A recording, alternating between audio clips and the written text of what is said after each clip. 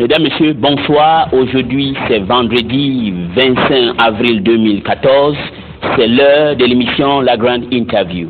Aujourd'hui, nous recevons Monsieur Pierre Mabiala, homme politique du département du Niari.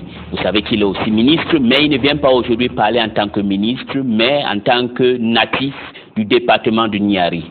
Et tout le monde le sait, il y a un grand sujet dans cette République aujourd'hui, c'est le problème de la Constitution de 20 janvier 2002.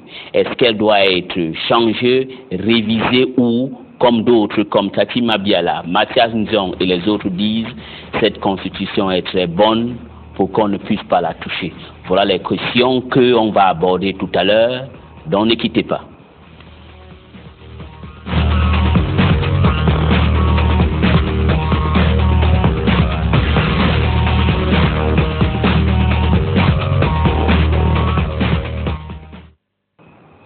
Voilà, comme j'ai annoncé à l'introduction de notre émission de ce soir, 25 avril 2014, dans l'émission La Grande Interview, nous recevons Monsieur Pierre Mabiala, homme politique du Niari. Il est aussi natif de cette région. Aujourd'hui, nous allons parler de la Constitution de 20 janvier 2002. C'est une Constitution qui fait couler beaucoup de salive et beaucoup d'écrits. Est-ce une bonne Constitution? Pour d'autres, oui. Pour les autres, c'est bon pour jeter dans la poubelle parce que, pour ceux qui ne veulent plus de cette Constitution, ça donne excessivement de pouvoir au président de la République et que ce n'est pas une Constitution adaptée à la réalité actuelle du Congo. Dans d'autres cieux, nous avions vu en France, comme beaucoup d'hommes politiques du Congo aiment prendre comme exemple, la Constitution est toujours touchée. Et même aussi aux États-Unis, la plus grande démocratie ou la référence de la démocratie dans le monde ou en Grande-Bretagne. Voilà pourquoi aujourd'hui nous recevons Pierre Mabiala, pas comme ministre de la République, mais comme natif du Niari. Monsieur Mabiala, soyez les bienvenus. Merci beaucoup, Monsieur Elie Smith. Je suis très heureux d'être invité sur le plateau de votre émission La Grande Interview, c'est comme ça que vous l'appelez, émission que vous tenez et que vous animez très très bien. J'en profite donc pour vous en féliciter. Merci, monsieur. Merci. Bon, monsieur, je ne voudrais pas, je sais que vous êtes ministre, mais on va enlever cette chapeau, cette carcan de ministre et on vous prend comme natif du Niari. Je ne voudrais pas, je veux aller tout droit. Dernièrement, lors de la visite du président dans le Niari, on vous a vu au premier rang demander le changement. Bon, avant que je ne vous pose la question, qui vous a donné le courage? Est-ce que vous avez été télécommandé ou ça vient de vous-même? Et quel est ce débat que je ne comprends pas? D'autres disent changement, d'autres disent révision. Le Niari se pose où? Est-ce qu'ils sont pour le changement ou la révision? Bien, merci pour votre série de questions, mais avant de répondre à cette série de questions, j'aimerais d'abord faire une mise au point. Je suis suffisamment grand pour être télécommandé, parce que vous avez posé, parmi les questions préliminaires, vous me dites, est-ce que j'ai été télécommandé? Loin de là, il n'y a pas eu de cela, personne n'a été télécommandé, et vous savez bien que dans un pays, il y a les citoyens qui le composent. Et ce n'est pas le pays qui réfléchit pour les citoyens. C'est tout le contraire. C'est-à-dire, ce sont les citoyens qui ont l'obligation, on peut même appeler cela obligation constitutionnelle, de toujours réfléchir pour leur pays. Et si les filles et fils du département du Niari ont eu l'initiative de réfléchir sur une question importante de la Constitution de leur pays, eh bien, il s'agit là de suivre, sinon de répondre à une disposition constitutionnelle qui s'appelle le droit pour tout citoyen de jouir de sa liberté d'expression. Ce sont les dispositions de l'article 8 de l'actuelle Constitution qui le précise. Tous les citoyens peuvent effectivement réfléchir sur n'importe quel sujet de leur pays. Et la même disposition précise aussi que tous les citoyens sont égaux devant la loi. Tous les citoyens sont égaux devant la loi. Ça veut dire quoi? Ça veut dire que si d'un côté il existe la liberté d'expression, et de l'autre, la même constitution dit que tous les citoyens sont égaux devant la loi, ça veut dire que chaque citoyen peut émettre un avis sur n'importe quel sujet intéressant la bonne marche de son pays. Ça, c'est donc la liberté d'expression. Mais quand on a fini justement de jouir de cette liberté, eh bien à côté, on ne peut plus voir d'autres citoyens vous faire le reproche de jouir de vos droits et libertés. Non, c'est pas ce qu'on dit. Voilà. Et donc, après cela, vous avez dit, alors où se trouve le Niari? Exactement. Est-ce la révision? Est-ce le changement? Oui. Mais le Niari a été clair. Ce jour-là, nous étions le 22 mars à Dolisie, devant le premier citoyen de ce pays, le président de la République, qui a organisé une rencontre citoyenne. Vous voyez, nous sommes là dans le cadre des activités de citoyenneté. Là aussi, c'est prévu par la Constitution de la République. Oui. Les activités de la citoyenneté, eh bien, ont permis aux fils et fils du Niari de dire clairement au chef de l'État que l'actuelle Constitution est à changer et non pas à réviser et non pas à modifier, parce que c'est différent. Et donc, la position du département du Niari a été claire. Cette position a été exprimée par les sages, les cadres, les filles et fils du Niari, y compris les jeunes. Voilà dans quel cadre ceci a été exprimé. Mais pour le dire devant le président ce jour-là, eh bien, il y a eu des séances préparatoires. Et toutes les réunions se sont tenues au domicile, sinon à la résidence d'un autre fils du Niari, le président Kumba, président de l'Assemblée nationale, fils du Niari. Et au cours de toutes ces deux réunions, sinon il y en a eu plusieurs, au cours donc de ces deux réunions, les principales réunions, eh bien il y avait tout le monde. Il y avait tout le monde. Il y avait même les députés de l'opposition. Comme qui, par exemple? Je ne voudrais pas procéder par citer des noms. Il y avait un député. Tati Mabiala était là. Mais Tati Mabiala n'est pas du département du Niari. Il n'est pas du département du Niari. Et me semble-t-il qu'il est du département de la Bouenza. Donc il ne pouvait pas être à notre rencontre citoyenne. Ah bon?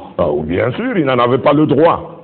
Parce qu'il ne pouvait pas. Qu'il attende la rencontre citoyenne qui aura lieu certainement dans le département de la Bouenza, à ce moment-là, il pourra ou ne pas aller. Mais je vous dis qu'il y avait les députés de l'opposition qui ont soutenu, qui ont émis des opinions claires et nettes en faveur ou en faveur de la majorité, donc du point de vue majoritaire. Vous savez, en démocratie, ce qui compte, c'est la majorité. C'est la loi de la majorité. Oui. Il faut toujours appliquer la loi de la majorité en démocratie. Alors, qu'est-ce qui s'est passé? Eh bien, nous avons nos sages qui sont constitués en un organe, le comité de sages du département du Niari, qui avait déjà initié un document dans lequel il y avait un certain nombre de points à soumettre au chef de l'État, de points allant dans le cadre de la vie économique, la vie sociale et les autres aspects de notre pays. Mais il s'est avéré que nous avons, au moment de discuter ce document qui a été comme un draft qui nous permettait justement de fixer les esprits, eh bien, d'autres cadres qui sont arrivés ont suggéré un autre point, d'autres points, dont celui de la Constitution. La Constitution. Voilà. Et puis finalement, quand on examine le draft qui avait été déjà préparé par par les sages, eh bien, nous nous sommes rendus compte que c'était les mêmes points, c'était les mêmes préoccupations que nous avions déjà servi au président de la République lors de la précédente rencontre citoyenne à l'occasion du dernier passage du président de la République à Dolisie. Alors, nous nous sommes dit, ben, c'était donc plus sage que de ne plus revenir sur les mêmes questions. Question des routes, question d'écoles, question d'eau potable, d'électricité, tout ça, c'était des questions qui avaient déjà été servies au président de la... Donc il les connaît. Alors nous nous sommes dit qu'il n'était plus nécessaire de procéder à la redondance. Ce n'était pas sage de faire comme ça. Et ce qui était alors sage, le point qui a prédominé, c'est donc le point portant sur la Constitution. Donc ce qui était sage pour vous, c'est le changement de la Constitution. Je vous dis que le point qui a prédominé donc, c'était à l'issue de tous ces débats, oui. Hein, parce que le débat citoyen a commencé entre nous. Entre vous. Ah oui, le débat citoyen ne commence pas devant le président de la République. Voilà, mais monsieur... Entre nous. Mais monsieur Mabiala. Et il y avait, je voudrais certainement oui. vous donner quelques informations au sujet de ces rencontres-là.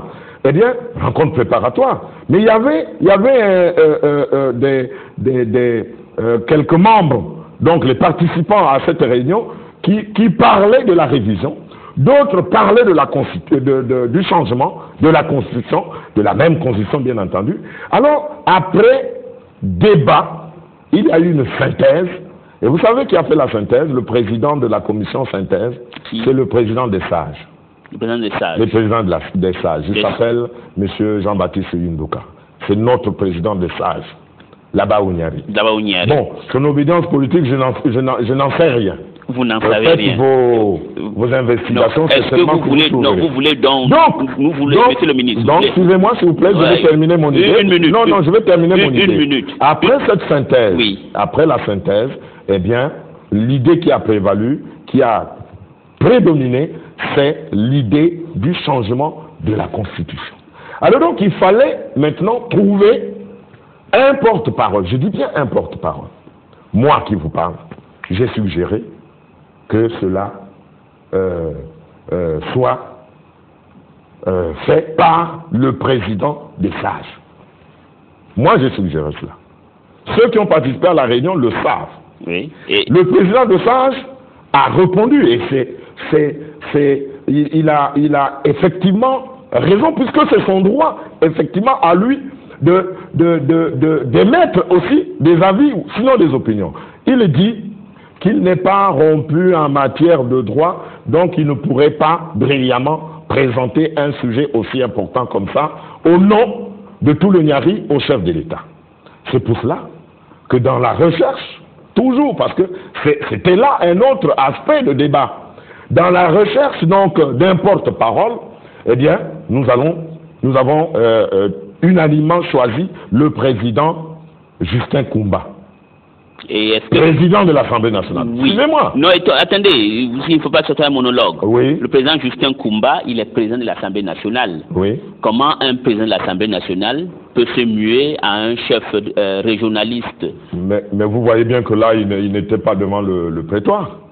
Il n'était pas à l'Assemblée nationale. Il était dans un département d'où il est natif, devant ses sœurs et frères du même département. Il s'agit de préparer, n'oubliez pas, parce que le vrai chapeau de cette chose-là, c'est celui-là. Il s'agit de préparer la rencontre fraternelle, la rencontre citoyenne avec le chef de l'État. Avec le chef de l'État. Et donc, mais c'est là le hic, monsieur le ministre. Mais ce n'est pas parce que Mathias Ndong dit, j'ai dit ça à l'introduction, peut-être que je n'avais pas donné le nom, sur Radio France Internationale. Il dit, vous, Pierre Mabiala, vous avez été utilisé par le président de la République pour tester le sol. Lui, il veut changer la Constitution. Mais vous, c'est comme un éclaireur pour voir ce qui se passera si le Niari va accepter. Est-ce que c'est vrai ou faux? Vous savez bien que c'est faux. Et vous savez Comment c'est faux? C'est Mathias qui le dit. Et vous savez bien, mais je vais répondre, vous savez bien aussi que ce que dit Mathias Ndong peut être bon ou mauvais, peut être faux ou vrai. Mais en l'espèce, c'est mauvais et c'est faux. Pourquoi? Parce que, Mathias Ndong n'est pas du département du Niari. Mais il est congolais. Donc, il n'a pas assisté. Mais il est congolais ou pas? Bien sûr qu'il est congolais. Voilà, oui. Il a le droit aussi de s'exprimer. Bien sûr qu'il est congolais, mais vous me laissez répondre à votre importante question. Oui. Donc, suivez l'importante réponse qui va arriver. Mathias Nzon va donc prendre la parole sur les antennes de la radio dont vous avez indiqué le nom, pour parler, voyez-vous, d'une chose qui a été réalisée dans un département qui n'est pas le sien, et par les filles et fils de ce département dont il n'est pas membre. Voyez, là déjà, c'est un zèle, et c'est un excès de zèle. En politique, tout excès de zèle s'appelle faiblesse de propos. Ou faiblesse d'action. Vous savez, c'est Mirabeau. Vous avez connu Mirabeau, oui, un parlementaire français très célèbre, qui disait bien que tous ceux qui procèdent par des propos, qui excellent dans la faiblesse de propos, eh bien, sont des hommes ni à droite, ni à gauche, ni devant, ni derrière. Bon, il l'a dit à l'hémicycle français et c'était spectaculaire. Et ce jour-là, justement, tous ceux qui parlaient, évidemment contre les positions qu'ils soutenaient, eh bien, ont compris que faire la politique, c'est être objectif. Faire la politique, c'est traiter des questions de manière objective, de manière réelle et de manière contingente. Voilà, aujourd'hui, la contingence, c'est que la Constitution du 20 janvier 2002 est à changer. Je vais vous dire... Non, attendez un instant, avant de toucher, attendez. Avant de prendre... si M. Ndong était seul, vous me parlez de Mathias Nzon. Oui, attendez, gardez votre fluidité. Je vais vous donner une réponse importante. Vous allez donner, gardez un peu cette réponse importante, avec tout le respect que j'ai pour vous, M. Mabiala. Oui. Si M. Mathias Ndong était le seul qui n'a pas le droit de parler du Niari, mais quelqu'un qui est dans votre parti, il a parlé ici, il s'appelle Jean Jaurès Ondélé. Oui. Il a dit ce que vous et M. Justin Koumba ont fait, c'est du zèle, un peu comme Mirabeau a dit. Vous n'avez pas suivi ce que le parti a demandé. Donc Mathias Nzon n'est pas le seul à s'exprimer. Ondélé aussi n'a pas le droit. Ondélé n'a pas aussi le droit de dire ça. D'accord, c'est Jean Jaurès Ondélé, député d'Ongoni. Oui. Vous savez, le Ongoni, c'est dans les plateaux. Les plateaux, c'est pas le Niari. Moi aussi, je suis député de Makabana. Tous les deux, nous sommes dans un même parti. Mais le débat n'est pas encore à l'échelle du parti. Le débat n'est même pas encore à l'échelle, suivez-moi très bien. Vous êtes indiscipliné. Non, il n'y a pas d'indiscipline possible. Oui. Je vous ai dit que je suis en train de faire valoir mes droits en tant que citoyen de la République, en tant que citoyen de ce pays. Alors, cela signifie quoi? Cela signifie que dans le cadre des activités de la citoyenneté... On va un peu, parce que votre micro est détaché. Je vais continuer à parler pendant que vous remettez votre micro. C'est ça l'aléa du direct. Hein? Oui. Bon, monsieur le ministre, tout va bien. J'aimerais que vous reveniez sur... Vous disiez, on parle de monsieur Ondélé Jean Jaurès. Voilà. Il n'est pas le seul. Je vous ai dit, Mathias Nzon a dit, oui. Jean Jaurès Ondélé, que je connais très bien, a dit, c'est un camarade de mon parti. Oui. Mais les deux ne sont pas du Niari. Voilà déjà la différence qu'il faut opérer. Deuxièmement, mais le débat n'est pas encore au niveau du parti. Au niveau du parti politique. De notre parti, le Parti congolais du travail. Le débat n'est pas à ce niveau-là. Le débat est encore au niveau, voyez-vous, de la citoyenneté. Or, quand un débat est entretenu au niveau de la citoyenneté, ça veut dire que le débat est entretenu par le peuple. Mais vous savez que le peuple, c'est le souverain primaire. C'est le peuple qui avait décidé un jour qu'on créait les partis politiques dans ce pays. C'est le peuple. Puisque la création d'un parti politique trouve sa source dans la Constitution. C'est le peuple qui avait décidé cela. Bon, et ensuite, monsieur Eli Smith, moi je suis fils du Niari, c'est vrai, tous ceux qui sont contre cette opinion, la nôtre, disent bien que je suis ministre, etc. D'accord, mais on ne peut pas me détacher de la citoyenneté, des activités de citoyenneté. On ne peut pas. J'insiste là-dessus. Oui. J'espère que vous et moi, nous sommes d'accord sur ce point. Vous avez parlé de Mathias Nzon. Et vous avez semblé m'empêcher de prendre un document. Ici, on n'empêche pas. Ici, c'est la liberté totale. Je prends un document, monsieur. Peut-être c'est au PCT qu'on empêche que les gens non, parlent. Pas du tout. Ah, d'accord. Mais Parti congolais du travail, TV, s'il y a la démocratie, s'il y a un parti qui est réellement ancré, oui, qui a une assise nationale dans ce pays, c'est bien le Parti congolais du travail. Le Parti congolais du travail a des élus partout. Monsieur Mabiala. Suivez-moi très bien. Est-ce que vous me comprenez? Oui. Est-ce que vous comprenez mes réponses? J'admets que sur le plan national, vous avez des députés partout, mais sur la démocratie, vous n'êtes pas un exemple de la démocratie. Mais pourquoi? Parce qu'on a vu ici comment on a fait battre M. Oba pour nous. Il a dit devant nous que si on nous avait laissé, on m'avait laissé faire ma campagne, je devais être élu. Vous avez ce que vous appelez la démocratie consensuelle. Mais n'en parlons pas cela. Revenez sur la réponse. Non, mais je dois répondre à votre insinuation. Je dois répondre à cela.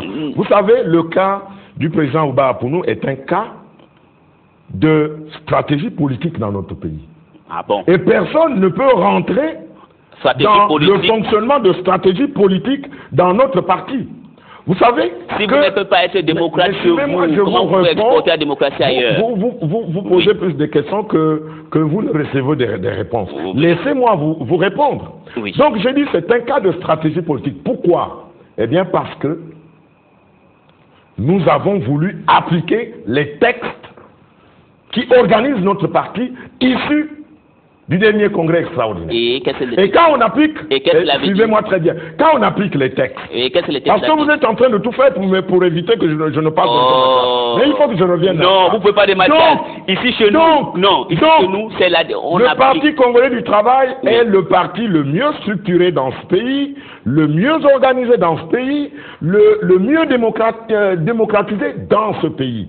Nous avons des textes organiques issus du dernier congrès extraordinaire. Et ces textes-là disent qu'il n'y a pas lieu à cumul de fonctions. Et il s'agit là d'une. Vous voyez, moi j'avais voulu, il faut que je vous le dise, j'avais voulu être le président de la fédération du Niari, la fédération du Parti congolais du travail au Niari, c'est-à-dire devenir le chef du parti au niveau du département. Mais je n'ai pas pu, puisque j'ai été rattrapé par les textes du parti. Et c'est ça justement la discipline. Vous voyez, les textes du parti sont comme la constitution pour le pays. Quand un pays a une constitution, eh bien on doit suivre les principes de cette constitution. Voilà. Ah. C'est pour cela qu'en répondant à Mathias Nzon. Oui, répondez à Mathias Nzon. On va revenir à votre réponse. Vous avez dit que Mathias Nzon m'a nommément cité. Oui, sur Radio France Internationale. Sur une radio internationale. Radio France Internationale, vous jouez le jeu du président Denis Sassou Nguesso qui veut changer la constitution. Donc il n'est pas pour qu'on change la constitution. Oui, il a dit que la alors s'il n'est pas pour qu'on change la constitution. C'est une très belle constitution. Ben voilà. Oui. Alors s'il n'est pas pour qu'on change la constitution, regardez ce document qui s'appelle le pacte présidentiel. Et c'est un document qui a été conçu en juin 2008 en vue de sa présentation, en vue de la présentation de sa candidature à l'élection présidentielle de 2009. Oui. Et là-dedans, il a indiqué, M. Mathias Nzon, 100 propositions pour prétendre diriger ce pays en tant que président de la République. Et la première d'entre elles, je m'en vais donc vous en donner lecture, s'appelle « Abroger la Constitution du 20 janvier 2002 et adopter une nouvelle Constitution ». Vous pouvez lire avec moi. J'ai compris. Vous pouvez lire. C'est une preuve, j'ai compris. Ben voilà. Oui. Bon, voilà un homme qui, en 2008, dit qu'il faut abroger. Vous savez, abroger, c'est annuler radicalement. C'est anéantir un texte. Et donc, lui, il est même plus radical. En droit, il est plus radical que nous qui demandons. Il est plus radical que nous qui sommes en train de demander le changement de la Constitution. Et lui, il demande l'abrogation. L'abrogation, c'est annuler toute la Constitution. C'est lui qui demande cela en juin 2008. Alors, mais aujourd'hui nous sommes en 2014. Je crois que ça fait même pas une décennie. Non. À quel moment a donc-il changé d'idée pour qu'aujourd'hui, qu'il trouve que la constitution pour laquelle il a demandé l'abrogation en 2008 devienne subitement bonne aujourd'hui? À quel moment? Vous savez, on revient sur Mirabeau. Moi, je voudrais revenir sur le très célèbre parlementaire Mirabeau, oui. Et qui disait que les hommes politiques qui se contentent de... je n'ai pas la phrase intégrale, c'est pas bien grave. mais les hommes politiques qui se contentent d'amuser le peuple ne vont jamais loin. C'est Mirabeau qui l'avait dit. Donc, monsieur Mathias, c'est un amuseur public. Je n'ai pas dit que c'est un amuseur public, c'est un amuseur du peuple. Il amuse le peuple. Parce que dans le public, il y a des étrangers. Oui. Mais or, le peuple, ici, quand on dit peuple congolais, ce sont les Congolais.